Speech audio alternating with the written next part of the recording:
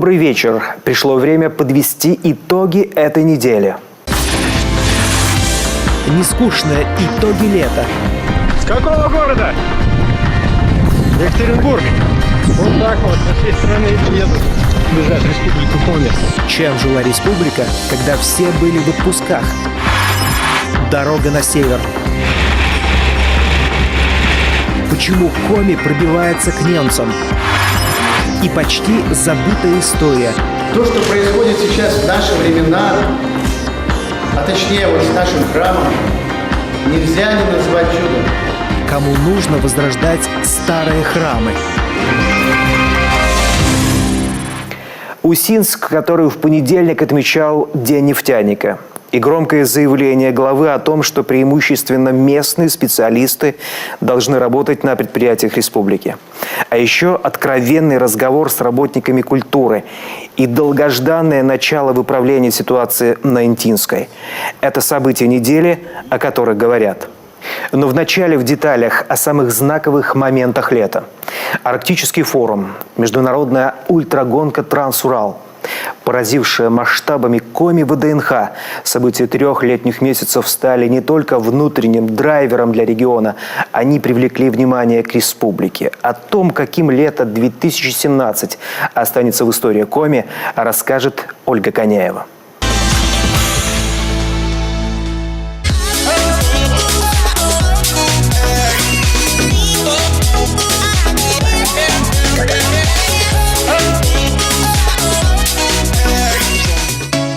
Республика Коми уже не периферия, а скорее центр развития некоторых интеграционных процессов. Таким наш регион предстал этим летом. Яркие неординарные события в Коми привлекли внимание всей страны. Да что там страны, всего мира. Одно из наиболее ярких событий лета – второй международный форум «Доступная Арктика», который прошел в Воркуте. Именно здесь принимались важнейшие для страны решения по развитию транспортно-логистических, ресурсных территорий, в том числе и Коми. Эксперты из Финляндии, Норвегии, Нидерландов, России оценили и туристический потенциал Заполярья. В результате соглашение о сотрудничестве с крупнейшим туроператором страны. И когда я пытаюсь смотреть на город глазами человека, который заинтересован в развитии туризма, я вижу огромный потенциал. Здесь действительно очень много есть объектов, которые будут интересны туристам. Международная ультрагонка «Транс-Урал-2017» – еще один объект притяжения. На этот раз спортсменов со всего мира. Экстремалы из Белоруссии, Исландии, Германии и США вошли в историю как первые покорители горы Народная в режиме марафона. 25 километров бегом вверх и столько же к исходной точке, базе «Желанная». Это очаг цивилизации со светом, связью и даже баней. Несмотря на удаленность, мы нашли маршруты и достаточно много туристических маршрутов, по которым ходят группы туристов. Это тропы. То есть здесь не так много получилось таких каких-то глухих участков, где буреломов, там еще что-то. Здесь вот этого нет. Вот это особенность, что ты бежишь просто по ровным дорогам, ну да, может быть по камням, но по болотам немножко, но это все фактически горы. На турбазе «Санавож» в июне начал работу волонтерский лагерь. На несколько дней приютил молодежь Баренц-Евро-Арктического региона, обеспокоенную проблемами природоохранных зон. Добровольцы обустраивали местность, убирали мусор и маркировали экологические тропы. Волонтеры второй год подряд приезжают и в Печора-Илычский заповедник, помогают специалистам ухаживать за животными на лосеферме, вести хозяйство на кордоне и прокладывать тропу к плато Мань-Пупунер. Там всего 1,3 километра. Ну, работа была проделана гигантская. Надо было передробить камни, перевести их, уложить. Это огромная работа. На нее были затрачены, конечно, большие деньги, но я считаю, что никакие строители просто так бы за это не взялись. Это могут делать только люди, которым это интересно, которые понимают, для чего это нужно. Я пытаюсь насытить свою жизнь событиями, эмоциями. У меня был колоссальный эмоциональный голод. Я пытаюсь его как-то компенсировать. На территории лосефермы начали строить визит-центры. Здесь уже появилось 2 гостиничных дома. Прямо из окон видны сахаты, ради которых туристы и приезжают сюда. приезжают одни, из загона выходят совершенно другие люди. Совершенно другие взрослые мужики, которые выходят отсюда и потом клянутся, что они больше лосей не стреляют. Масштабным событием лета вновь стал день рождения Коми. В небе над 7 холмами села Иб зажгли огни воздушные шары. Такого здесь еще не было. Сыктывкар, Москва, Киров, Тамбов, Екатеринбург. 8 экипажей. 2000 гостей фестиваля стали свидетелями спортивных полетов на аэростатах. Так Финно-Угорский этнопарк еще и свое 5-летие отметил. Тем временем Карткиросский район отличился слетом малой и сверхлегкой авиации. Это тоже для нас новинка. Гости фестиваля не только увидели образцы крылатой техники, но и сами поднимались в небо, в том числе на улучшенной версии хорошо знакомого Ан-2. Он производится на родине трижды Героя Советского Союза, маршала авиации Александра Ивановича Покрышкина. То есть наследники этого самолета делают все для того, чтобы сдать второе дыхание. Я очень рад этому событию. Главное в сегодняшнем мероприятии – возможность показать, сколько у нас действительно кулибиных в нашем регионе, у соседей. И я верю, что мы в состоянии превратить смотр малой и сверхлегкой авиации в большой праздник республики. Сразу 100 предприятий и 20 муниципалитетов представили свой потенциал на Коми ВДНХ. Выставка по сравнению с прошлым годом стала еще более масштабной. В первый день ее посетили 60 тысяч человек.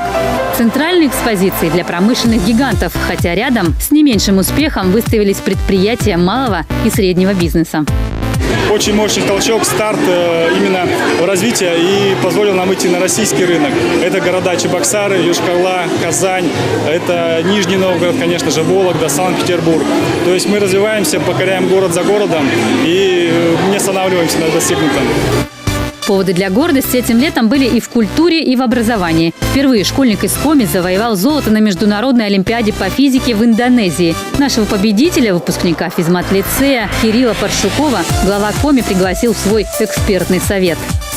У нас есть дети, в том числе и Кирилл, которые на переменах не занимаются компьютерными играми, а читают журнал «Квант» и решают оттуда задачи по физике и по математике. Так, поэтому добиваются больших успехов. Победитель международного финно-угорского фестиваля мультипликации, заслуженный многолетними трудами почетный титул получил художник Алексей Попов. Он сотворил «Званый вечер в Кибре» – мультфильм по мотивам произведения первого коми-поэта Ивана Куратова «У Захара». Работа стала лучшей в номинации «Фильм для детей». Я профессиональный график, художник. Как любой мальчик в детстве, ребенок всегда хотел мультфильмы делать. Города и районы Коми в летние месяцы взяли резкий курс на преображение. С опережением графика были проведены работы на дороге Сыктывкар, Печора, Усинск, Нарьян-Мар. Это стратегический путь к развитию региона как федерального транспортного коридора. В федеральной программе «Городская среда» в 5 муниципалитетах Коми привели в порядок 90 домов, 21 территорию общественного пользования и 1 городской парк. Вложили около 300 миллионов. Все работы выполнили в срок. Долгожданным подарком для усть-куломцев стал капитальный ремонт разбитой трассы. Не меньше радость и Анневская наплавная переправа. Спустя много лет появилось круглогодичное сообщение с Большой землей. Для 5000 сельчан это настоящее историческое событие. Мост послужит огромным толчком, большим толчком для развития экономики района. Но не только района, но и республики. И людям будет комфортно. Это же иметь связь с Большой землей постоянно. Это же не только удовольствие, но это жизненно необходимое. В Усть-Вымском районе тоже пополнение. Новый спортивный комплекс с бассейном в Микуне. Теперь жители не только в свободное плавание отправятся. Молодежь планирует ставить новые спортивные рекорды. Строительство шло тяжело, но завершилось хэппи-эндом этим летом. На здоровье, дорогие мои. Принимайте водные процедуры, плавайте. Я уверен, что именно начиная с этого бассейна можно добиться хороших спортивных результатов. Я уверен, что мы будем слышать имена и наших республиканских чемпионов, и чемпионов России, дай бог чемпионов мира и, конечно же, и олимпийских чемпионов. Я всех поздравляю с этим замечательным событием, с праздником, с открытием этого удивительного спортивного комплекса «Северная волна». Поздравляю вас всех!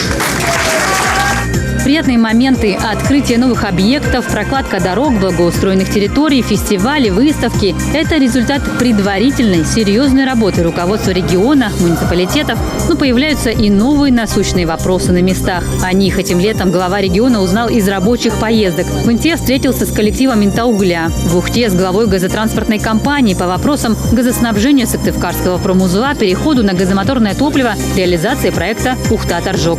Продуктивным получился диалог губернатора с лидерами национально-культурных автономий. Другими словами, отдыхать этим летом руководителю региона, по сути, было некогда. Хотя в плотном графике он все же нашел пару дней, чтобы с глазу на глаз пообщаться с северной природой.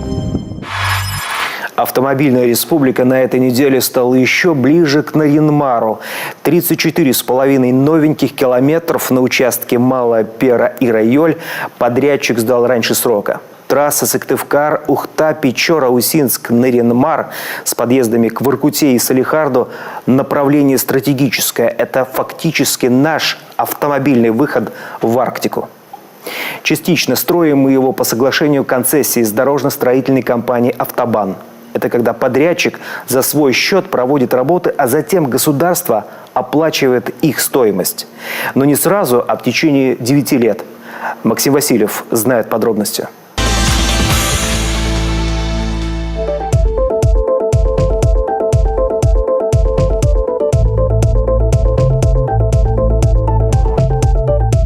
Это «Ждун» – один из самых известных мемов российского интернета, символ томительного ожидания и невозмутимого спокойствия. Несколько месяцев назад некоторые наши региональные СМИ иронично размещали его на фотографиях с потенциальным долгостроем. Так было с санаторием Серегова, так было с аэропортом в Сыктывкарской Соколовке.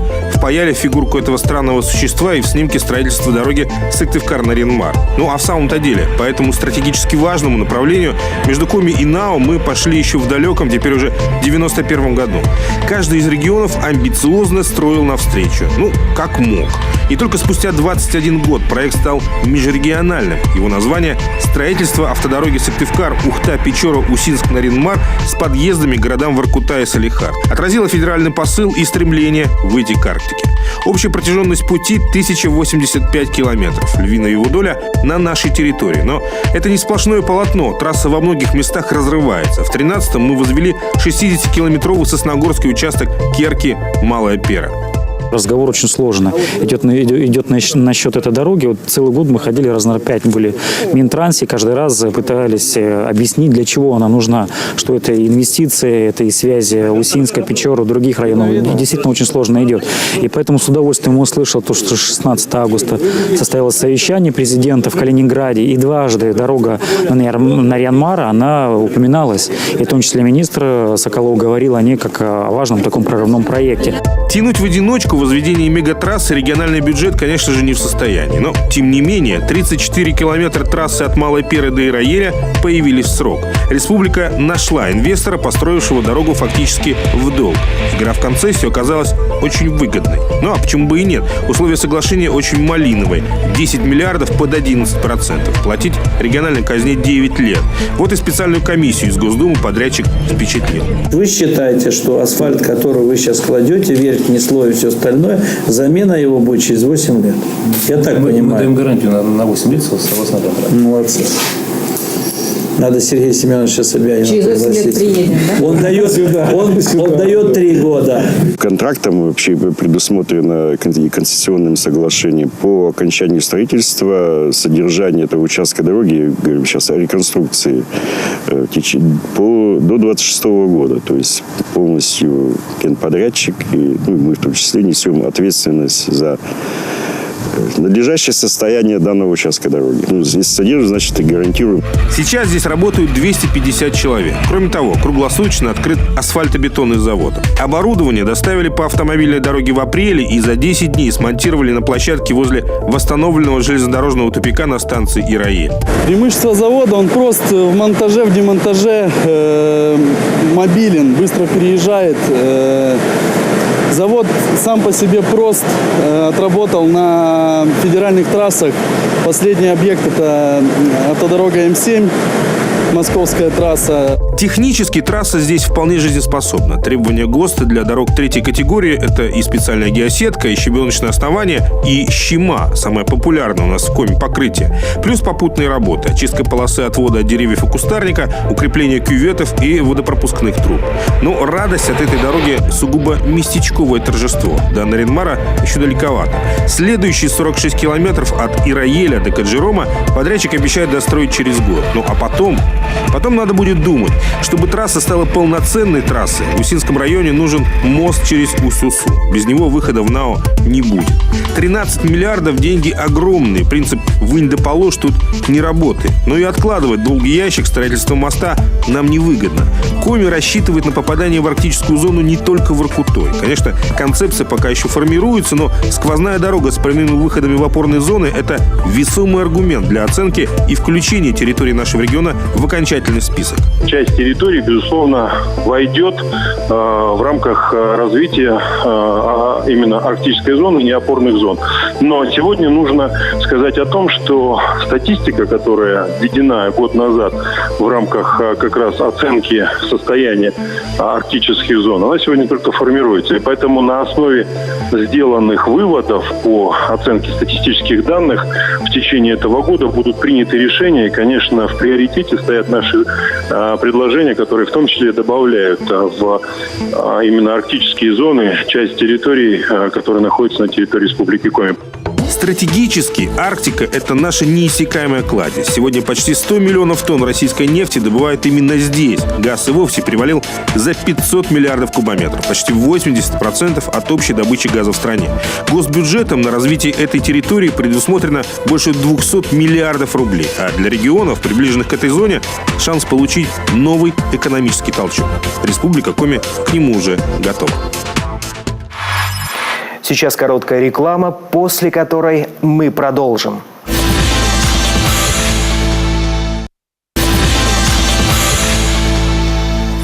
Компания Сыктывкар Тисью Групп сегодня один из лидеров в стране по производству санитарно-гигиенических изделий.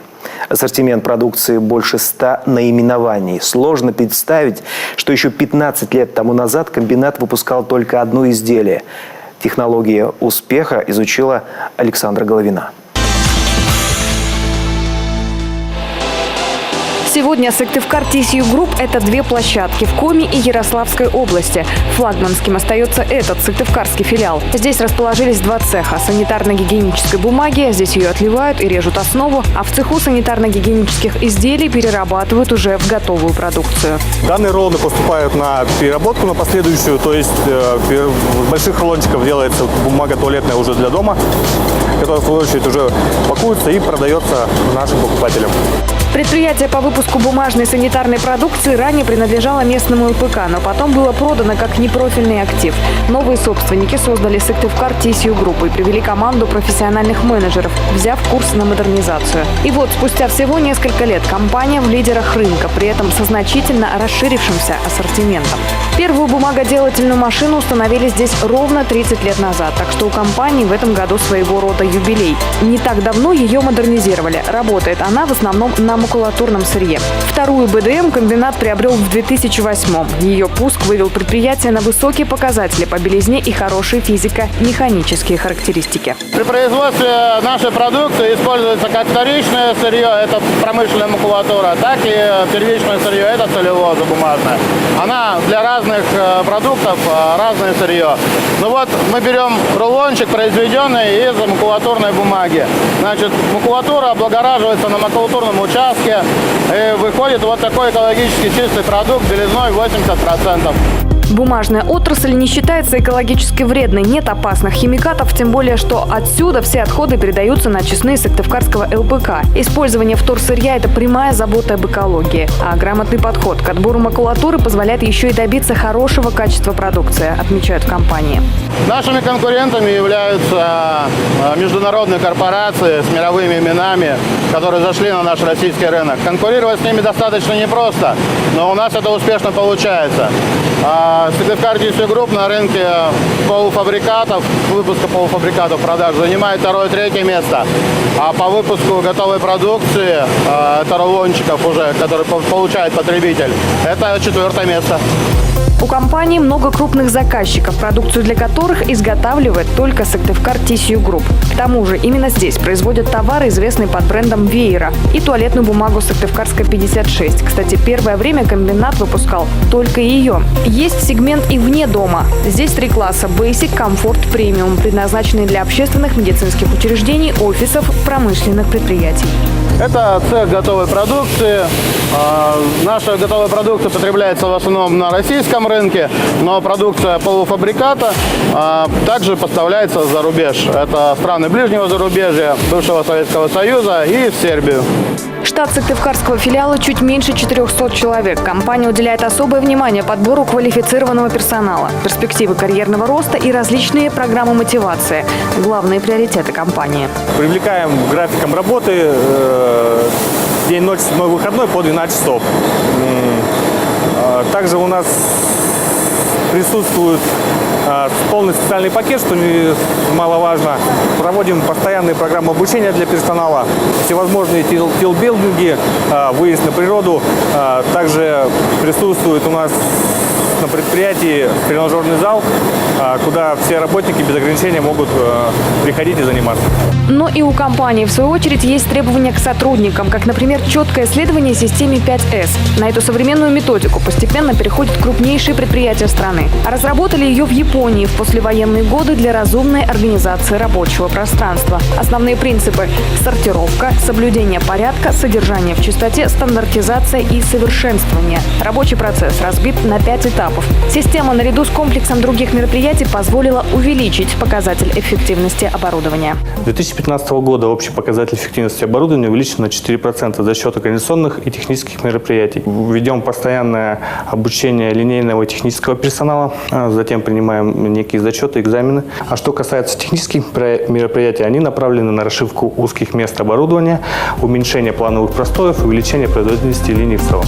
Все это позволяет уверенно двигаться к основным стратегическим ориентирам компании – увеличению доли на российском рынке. Сыктывкар TSU Group планирует достичь его в том числе и через оптимизацию производственных мощностей, сокращение издержек и повышение эффективности всех рабочих процессов. Тем временем в Усть-Силимском районе возродили курсы подготовки водителей. Помогла компания «Лукойл Коми». Нефтяники ежегодно проводят конкурс социальных и культурных проектов. И идея Усть-Силимской школы «Азбука водителя» стала победителем в одной из номинаций. По словам районных властей, это один из самых крупных социальных проектов муниципалитета в этом году. Виктория Палкина продолжит. Тяжело в учении, легко на дороге. Для Ларисы Лазаренко эти курсы вождения не то чтобы испытания, но девушка не ожидала, что будет так непросто. Первые занятия давались тяжело, зато теперь ученица понимает инструктора с полуслова и начинает чувствовать машину. Вначале, как уже сказал инструктор, сцепление, чтобы вовремя не заглохла машина, раньше времени сцепления не могу не убрать. Сегодня Усть-Силимский автодром отвечает всем требованиям. На средства гранта от компании «Лукойл Коми» здесь полностью заменили старое покрытие, нанесли новую разметку, обновили освещение. Ревизоры из ГИБДД объектом остались довольны. Теперь все в руках инструкторов по вождению. Опыт у них есть, терпения хватает, а значит, ученики скоро получат права.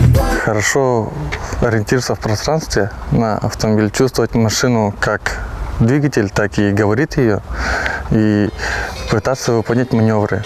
Никто не рождается мастером. Все равно все люди разные, каждому нужен индивидуальный подход. Местный автопарк – это 2 переоборудованные машины. Как того требуют новые правила, их оснастили сразу 4 видеокамерами. Эта картинка пригодится уже на первых экзаменах. В группе возобновленных курсов по вождению 25 человек. Уже сегодня инструкторы говорят, шанс сдать на права есть у всех. Главное не прогуливать ни теорию, ни практику. Научить, чтобы уверенно держали руль, трогали, отпускали сцепление плавно, А потом уже, когда привыкнут, занятия 3-4, если кому дано, они уже потом начинают трогаться нормально. Параллельно жители Усть-Илимского района еще и в правила ПДД погружаются и устройство машины познают. Для этого оборудовали специальный класс. Сесть за руль Анастасия Дуркина мечтала еще 3 года назад, но тогда не получилось. Только мы собрались, муж меня уговорил. В итоге у нас закрыли автошколу, и мы были очень расстроены. Мы ждали эти 3 года. Хотели ехать учиться в Ухту, но это было очень далеко и долго, и затратно. И теперь у нас открылась в нашем Усть-Илимском районе автошкола, и мы очень рады. Сейчас Анастасия Дуркина сидит пока не за рулем машины, а за партой, но заветные права уже вот-вот получит. К слову, те, кто в отличие от Насти ждать открытия курсов не могли, ездили учиться в другие районы. Расходы на получение водительского удостоверения по сельским меркам получались просто космические. Дорога, проживание плюс само обучение. Сегодня совсем другое дело. Учиться можно на месте. И кроме категории «Б» получите права на вождение мотоцикла. Категория у нас тоже самая прошла все полностью. Мы будем работать. Сейчас желающие с этой группы будут, кто будет иметь желание получить категорию А, они будут, соответственно, дополнительно обучаться и получать категорию А. А еще права на категорию А совершенно бесплатно могут получить и старшеклассники. Так что социальный проект, который поддержала компания «Лукойл Коми», расширил свои рамки. Теперь автолюбители в одном из самых больших районов Коми, где машина – это точно не роскошь, а средство передвижения, станет гораздо больше. На неделе стало известно, что в Ижме восстановят храм Преображения Господня. Местные православные мечтали об этом уже много лет. И потому говорят особо символично, что благая весть пришла именно в год добрых дел. Что любопытно, это далеко не единичный случай, когда инициативные группы на местах пытаются воссоздать старые храмы в былом величии. А начало этой работе, напомню, было положено благодаря главе Коми и церкви в селе Пыёлдино, которую он предложил реконструировать. Любовь Лапина о том, что еще можно спасти и сохранить. Группа людей просила об исцелении. Господь сказал: идите к священнику, и уже по пути все поправились. А с этого повествования Святого Евангелия начинается передача икон в церкви Архангела Михаила, что в селе Шошка Сыктывдинского района. Это ли не чудо? Как, впрочем, и то, что сегодня происходит и с самим храмом. Божий дом начали восстанавливать еще 10 лет назад. Изначально только силами самих прихожан, которых едва хватало. Но благое дело со временем нашло отклик в сердцах все большего числа людей. Помощь пришла и от первого лица республики. То, что происходит сейчас в наши времена, а точнее вот с нашим храмом, нельзя не назвать чудом. 2 года назад я стоял на этом же самом месте в полной разрухе. На меня капала сверху вода, осыпалась. Не только штукатурки уже и не было, кирпич. Было явное разрушение, запустение храма. И вот сегодня в храме проходит богослужение, а сам Божий дом обрел священные образы. А все началось с того, что некогда семья Павловых нашла на своем участке фрагмент бронзового колокола с изображением Архангела Михаила. В знак свыше тогда поверил даже супруг, атеист-ученый. Впрочем, этот знак стал не единственным. Через год после того, как прихожане начали восстанавливать храм и пришло время устанавливать купола, произошло еще одно чудо. Облака над церковью сошлись так, будто явился сам Архангел, который помог в благом деле. Момент снисхождения даже запечатлели на фото.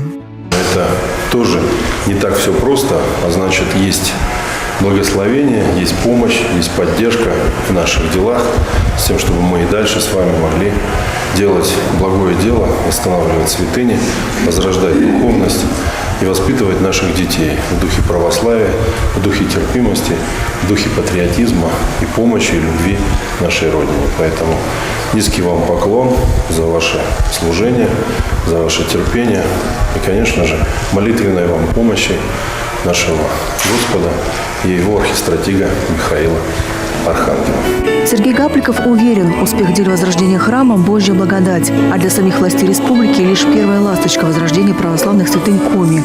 Наш край некогда был очень богат на них. Об этом говорят не только старожилы. Память тех лет сохранилась в письменах, дошедших до наших дней. Этих остовых священных зданий, полуразрушенных и утративших свой блеск. Реставрация культовых сооружений – это прежде всего забота о людях. Чем больше в нашей стране храмов, тем меньше больниц и приютов. Приведу небольшой пример. В начале 20-го столетия на территории Ижемского района функционировало 15 храмов, и было всего лишь 2 больницы. Силен дух, а значит и тело. Для любого поселения церковь – это духовный центр, а для жителей надежда на небесное покровительство во всех делах и вера во все доброе и светлое. Это сила по своему воздействию и правда животворящая. Там, в отдаленных районах, Божьи дома, по сути, центр душевной поддержки и разгрузки человека, столь необходимый в наш динамичный век. Вот почему сегодня в глубинке люди все чаще и чаще выступают за восстановление прежних храмов. Один из таких примеров – в Ижме. С 80-х годов здесь шли разговоры о том, чтобы вернуть священный статус двуххрамовому комплексу. Но местных сил на это не хватало. И вот очередное чудо. В феврале этого года в районе нашлись энтузиасты. Был создан попечительский совет. И всего за несколько месяцев этим людям удалось провести целый ряд исследований, которые показали – спасти Божий дом еще можно. Потому что если не заменить верхнюю часть, то можно тратить вообще все здание. То есть и сегодня с компанией, которая приезжала из Челябинска, обсудили примерно планы работы, они даже составили графики. Они готовы приступить к работам, разделили на этапы. И сегодня первоочередной этап – это заниматься верхом, чтобы это снизить нагрузку на фундаменты, снизить нагрузку на стену, укрепить их заодно. Эту информацию члены попечительского совета лично передали главе Коми в начале июля, когда Сергей Гаприков пребывал в Ижме с рабочим визитом. Губернатор инициативу ижемцев поддержал. О необходимости восстановления разрушенных храмов на территории республики он впервые заявил еще прошлым летом. Тогда же в регионе и был создан фонд «Преемственность», задача которого вошла помощь в поддержании, восстановлении и сохранении объектов культурно-исторического наследия. Теперь в перечень первоочередных проектов пошел и Ижемский храм, как и ранее церковь Николая Чудотворца в Пыелдино. Ее случайно заметил глава Коми, когда был с рабочим визитом в Сысольском районе. И несмотря на напряженный график, он все же нашел время, чтобы уделить внимание и этому объекту. Наши жители, выросшие тут, многие, Козловские, например, Лина, многие спрашивают, что будут восстанавливать, да, помогут. Да. Молодежь сейчас очень интересуется тоже верой. Я думаю, что тоже будут. У нас тоже в школе уже пропагандируют веру. По мнению руководителя региона, возрождение на селе православной жизни поможет и воспитанию духовных ценностей у молодежи, которая уже не будет стремиться покинуть малую родину. Полуразрушенная святыня в Пыелдино до сих пор привлекает и местных, и туристов из разных уголков республики. Говорят, здесь особая аура. И с Божьей помощью и всеобщими усилиями храм Николая Чудотворца вновь сможет обрести былое величие. Это ли не главное дело в год добрых дел? Таковы итоги этой недели. А я с вами прощаюсь. До скорой встречи.